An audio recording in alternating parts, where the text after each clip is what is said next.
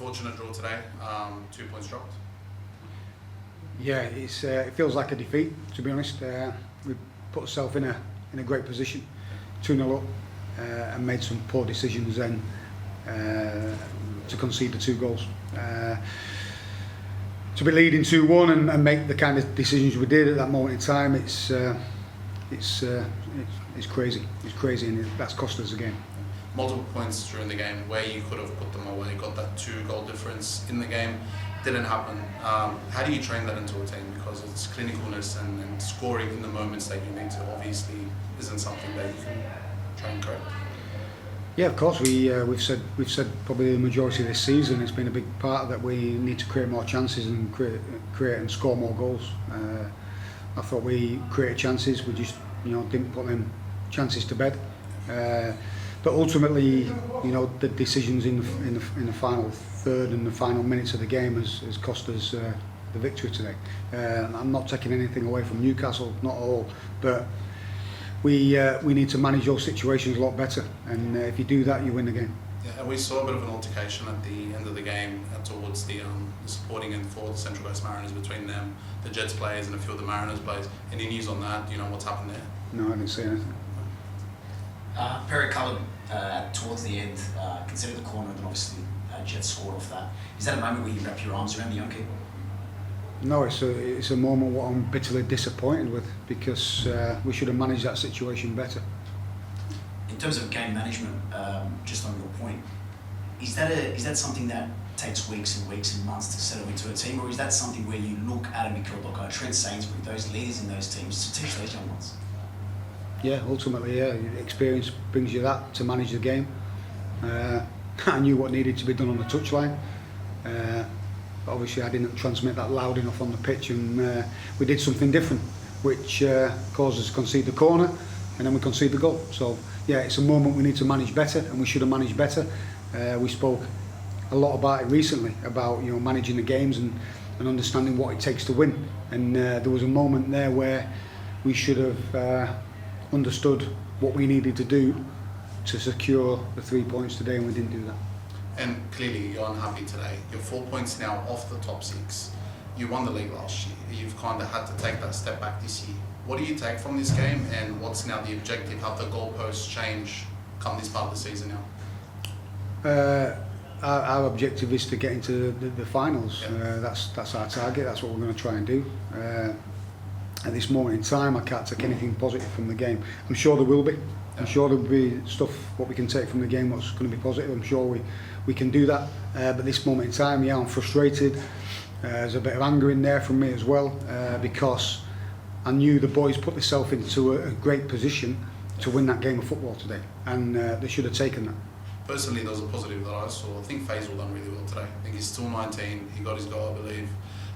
Thoughts on his performance? Yeah, I was pleased with his contribution to the game.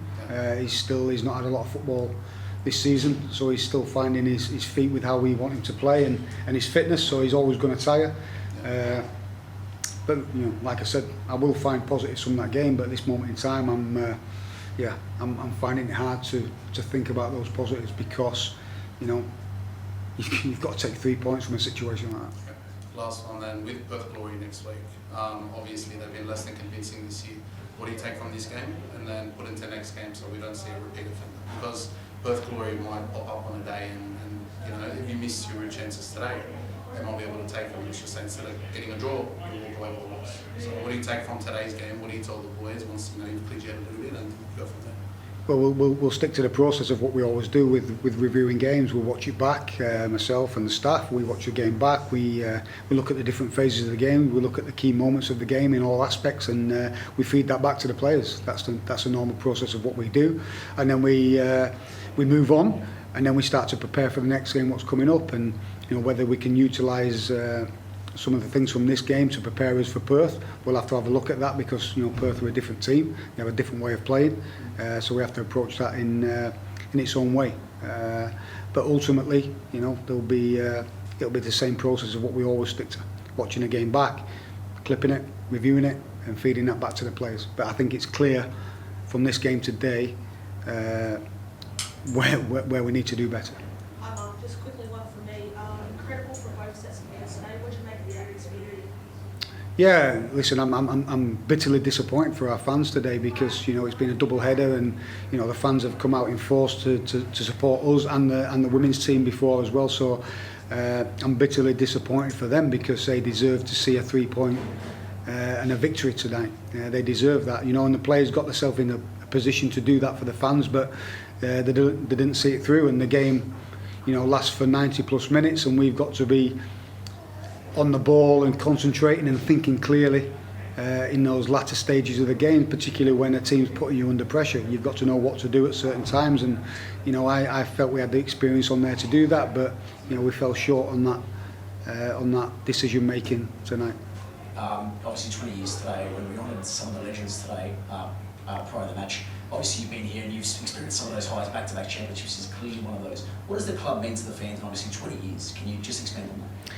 Yeah, it's a great time to celebrate for the fans, and we saw some former players on the big screen and at the game today, so that's fantastic to see. I think it's clear that this club respects and celebrates its history and its existence in the time since it started, and that's an important thing to do whenever you're building a club, and you have to celebrate the past, and you have to celebrate those players and staff who have contributed to the success over the years. So it's good to see that tonight, and we're just trying to now, as me as a manager and the staff and the team, we're trying to continue that success, and there's challenging times during that, and we've got to have belief that we can have the success this season still. Yes, we're not where we want to be, but we've got a clear ambition that we can push and make things right in a short space of time and make finals football. And once we get into that, and if we manage to do that, then we can go for some more silverware. But we're a long way off that at the minute. We're a long way off that, and we have to understand where we are, and we have to learn quickly. And I said we've got young players in the team. They have to learn quickly, and those experienced players in the team need to step up quickly. But one thing we will do, we'll stick together. That's what we will do. We'll stick together. We'll suffer together, and we'll come back stronger together and thrive together. So that's my philosophy, and that's my take on it. And I'll hurt for the rest of tonight and maybe a little bit of tomorrow, but I'll quickly move on and put things right. And does that start with improving your home form? Because I believe that's only one win this season at home, 4 draws, 3 losses. You've had much better performances away from home. So does it start there? You get that right, you start performing in front of your own fans.